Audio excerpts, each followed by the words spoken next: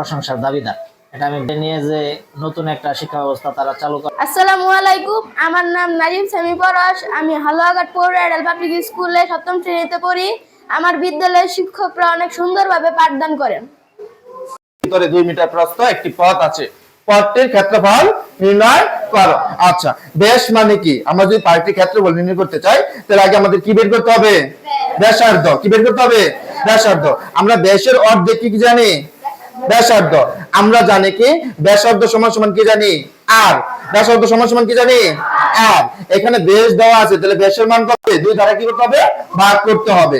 ভাগ করার পর আমরা কি করব? ক্ষেত্রফল। আমরা ক্ষেত্রফল সমান সমান কি জানি?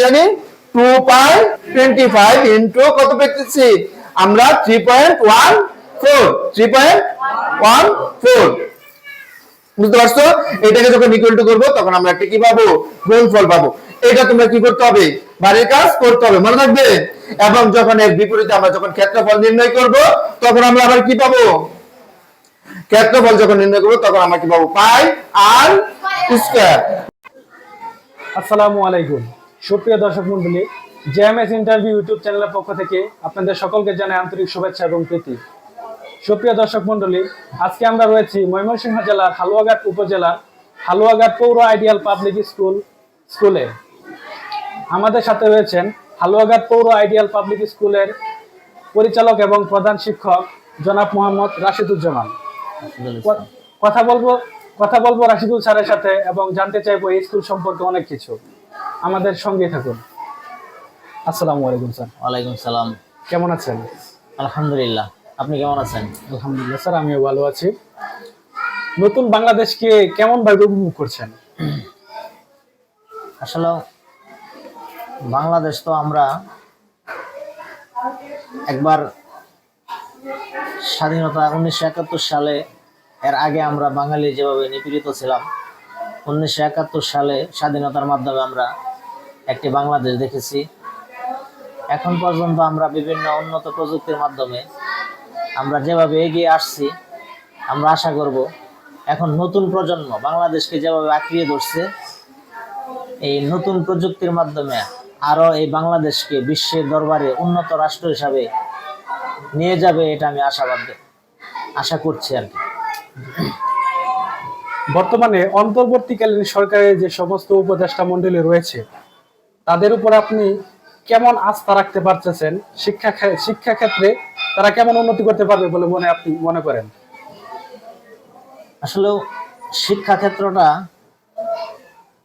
মোটামুটি একটা বিগত কয়েকটি বছর মানে অনেকটাই মান আসলে উন্নত বিশ্বের সাথে তাল মিলাতে যে আমাদের বাংলাদেশের যে অবস্থা, যে সিচুয়েশন, এটা অনেকটাই মানে নড়বড় অবস্থায় চলে গেছিল। কিন্তু বর্তমান উপদেশ শতভাগ A+ নিয়ে সাফল্যের শীর্ষে বাঁধন স্যারের সায়েন্স ব্যাচ। রসায়ন পদার্থ ও জীববিজ্ঞান বিষয়ে ময়মনসিংহ শহরে বাঁধন স্যারের সায়েন্স ব্যাচের বিকল্প নেই। এখানে সপ্তাহে 6 দিন ক্লাস ও নিয়মিত পরীক্ষা নেওয়া হয়। সকল ক্লাস বাঁধন স্যার নিজেই নিয়ে থাকেন। ক্লাসে পর্যাপ্ত পরিমাণে MCQ ও সৃজনশীল প্রশ্নের সমাধান করানো হয় এবং যে কোনো প্রশ্নের সমাধানের সহজ কৌশল শেখানো হয়। নতুন শিক্ষাবর্ষে নবম, দশম ও SSCর পূর্ণাঙ্গ প্রস্তুতির জন্য প্রাইভেট ব্যাচে ভর্তি চলছে। যোগাযোগ বাঁধন স্যারের সায়েন্স ব্যাচ, নাহা রোড, মসজিদের পাশে। মোবাইল 01781702721। বর্তমান তত্ত্বাবধায়ক সরকারের যে উপদেষ্টারা শিক্ষাক্ষেত্রে যে তাদের ভূমিকা সংস্কার করার জন্য সিদ্ধান্ত নিচ্ছে, এটা আসলেও তাদেরকে ধন্যবাদ জানাই।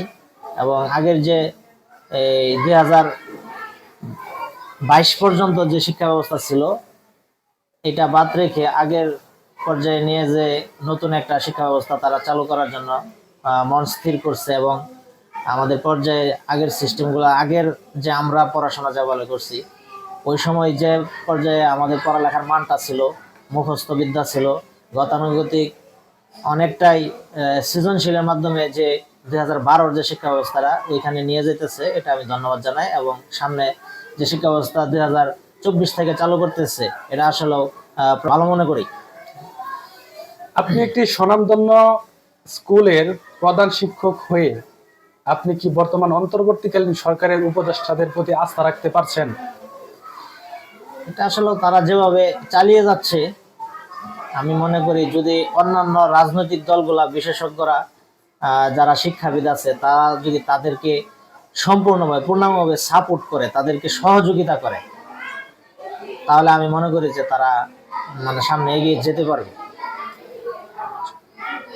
অন্তর্বর্তীকালীন সরকার যদি দীর্ঘস্থায়ী হয়, সেক্ষেত্রে শিক্ষা ব্যবস্থার কি কি উন্নতি সাধন করতে পারবে বলে আপনার মনে হয়?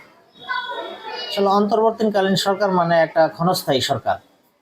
এটা যতটুকু সংস্কারের প্রয়োজন, এতটুকু সংস্কার দেশের যে একটা মোটামুটি 2024-এর যে একটা ছাত্র আন্দোলনের মাধ্যমে একটা দেশ, একটা প্রেক্ষাপট পরিবর্তন হয়েছে, যার কারণে অনেকটা দেশ পিছিয়ে আছিল, অনেক কার্যক্রমগুলা পিছিয়ে থাকার কারণে তারা যে সংস্কারের কাজে হাত দিয়েছে, তাদেরকে আমি মনে করি কিছু সময় সুযোগ দেওয়া দরকার।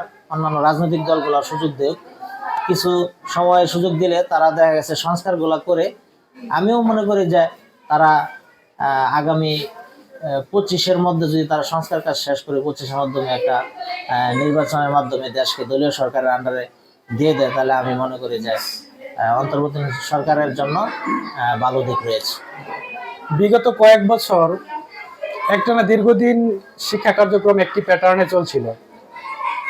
বিগত 22 সাল থেকে নতুন একটা শিক্ষা প্যাটার্ন অলরেডি আমাদের মাঝে চলে এসেছিল, এবং এটি মানে অনেক শিক্ষক বলতেছে এই প্যাটার্নটি আসলে ঠিক নয়। এই বক্তব্যটি আপনার কাছ থেকে আমি এটা জানতে চাই। আমিও একমত। কারণ হচ্ছে 22 সালে যে প্যাটার্নের শিক্ষানীতিরা আসছিল, এটা ছাত্রদের লেখাপড়া বলতে হয় না। কারণ যে আমরা এই যে বিগত পরীক্ষাগুলো যেভাবে নিছি, ছাত্ররা বইয়ের সাথে কোনো সম্পর্কই না, পড়ালেখা নাই বললে চলে। কারণ পরীক্ষাগুলা, এই যে ষান্মাসিক মূল্যায়নটা আমরা নিচ্ছি, এটা পরীক্ষার ক্যাটাগরিতেই পড়ে না আমার যুক্তিতে। কারণ হচ্ছে ছাত্ররা বই দেখে লেখার সিস্টেম, এটা তো আসলে হয় না। বাচ্চাদের পড়ালেখার ক্ষেত্রে যদি কিছু মুখস্থ বিদ্যা না থাকে, আর আধুনিক হওয়া মানে এই না যে বইয়ের পাতা খুলে খুলে লেখা, এটা আমি আসলে ওই 2022 শিক্ষার ব্যবস্থার পক্ষে আমি না। বর্তমান সরকার যে উদ্যোগ নিচ্ছে এই শিক্ষা ব্যবস্থা করে, আগের 2000 সম্ভবত 12-13 শিক্ষা ব্যবস্থা নিয়ে যাবে, আমি ওইটার পক্ষে আর কি। একজন প্রধান শিক্ষক হিসেবে আপনার স্কুলের সাফল্য কি কি? আলহামদুলিল্লাহ, আমরা 2018 সালে হালুয়াঘাট পৌর আইডিয়াল পাবলিক স্কুল প্রতিষ্ঠিত করেছি। আমরা দীর্ঘ 6 বছরের এতে আমরাই হালুয়াঘাটে প্রথম। আমরা জেনে আনন্দিত হবেন, আমরা হালুয়াঘাটে প্রথম। আমরা ভিন্নমাত্রা রিসার্চ সেন্টার কর্তৃক আমরা 2023 অ্যাওয়ার্ড লাভ করেছি সেরা শিক্ষা প্রতিষ্ঠান হিসেবে। এটা আমাদের যে অ্যাওয়ার্ড, এটা আমরা হালুয়াঘাটে প্রথম। আমরা এই যে অ্যাওয়ার্ডটা লাভ করেছি, আমাদের শিক্ষার মান তারা পর্যবেক্ষণ করে হালুয়াঘাটে দেখছে, এবং আমরা সেরা শিক্ষা প্রতিষ্ঠান হিসেবে আমরা অ্যাওয়ার্ড লাভ করেছি 2023 সালে।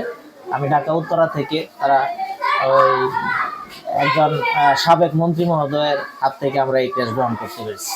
এই জন্য আমি নিজেকে ধন্য মনে করছি। এই স্কুল নিয়ে আপনার ভবিষ্যৎ পরিকল্পনাটা কি? আমার স্কুলটা হচ্ছে 2018 সালে প্লে গ্রুপ থেকে 8ম শ্রেণী পর্যন্ত পরিচালনা শুরু করেছি। এখন পর্যন্ত 8ম। আমরা আগামী বছর 9ম 10ম খুলবো ইনশাল্লাহ। আমরা সকল কার্যক্রম মোটামুটি প্রস্তুত নিয়েছি, এবং আপনারা জেনে আনন্দিত হবেন যে আমরাই প্রথম হালুয়াঘাটে ফিঙ্গারপ্রিন্ট এবং সিসি ক্যামেরা, আমাদের প্রজেক্টরের মাধ্যমে মাল্টিমিডিয়া ক্লাস আমরা চালু করেছি। এবং আগামী 25 সালের থেকে আমরা এমন মানে মোটামুটি আমরা আধুনিক যুগ উপযোগী আমরা তথ্য প্রযুক্তি ব্যবহার করা শুরু করেছি। আমরা বর্তমান যে ভর্তি কার্যক্রমগুলো শুরু করতেছি, এগুলা অ্যাপসের মাধ্যমে আমরা এই সাথে সাথে আমাদের অভিভাবকের কাছে, একটা বাচ্চা ভর্তি হলে সাথে সাথে অভিভাবকের কাছে মেসেজ চলে যাইতেছে আমাদের স্কুলের পক্ষ থেকে, কংগ্রেচুলেশন জানাইতেছে, এবং আমাদের যে রিসিপ্টগুলো হবে সেগুলো আমরা মেসেজের মাধ্যমে হবে। আমরা হালুয়াঘাটে, আমার মনে হয় হালুয়াঘাটে আমরাই মনে হয় প্রথম আমরা এই প্রযুক্তি ব্যবহার করা শুরু করেছি। এবং প্রত্যেকটা ছাত্রদের ফিঙ্গারপ্রিন্টের মাধ্যমে কার্ড পাঞ্চ করে হাজিরা আমরা নিয়ে নিব, শিক্ষক সহ। আমরা এটা চালু করে দিয়েছি অলরেডি। মাল্টিমিডিয়া ক্লাস আমাদের হচ্ছে বিগত সাল থেকে, এবারে আরও আপডেট করেছে।